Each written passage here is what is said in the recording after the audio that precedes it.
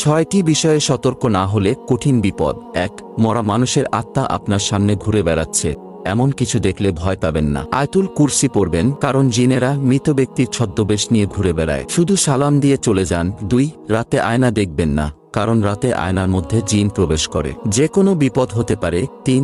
যদি আপনি রাতে মিষ্টি জাতীয় কিছু খান, পিঠা অথবা অন্য কিছু, আপনার সামনে যদি বিড়াল অথবা সাপ চলে আসে, তাদেরও খেতে দিন, কারণ জিনেরা বিড়াল এবং সাপের রূপ ধারণ করতে পছন্দ করে। 4. যদি কখনো রাতের বেলায় পথ হারিয়ে ফেলেন, একই রাস্তায় বারবার চলে আসেন, বা আপনার বাড়ির রাস্তার কথা মনে পড়ছে না, আজান দিবেন, ঠিক হয়ে যাবে।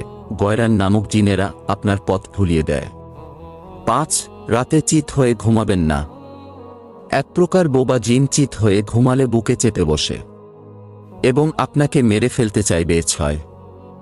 রাতে একা একা কোথাও যাবেন না, কারণ একা থাকলে আপনার সাথে থাকা জিন ক্ষতি করতে পারে।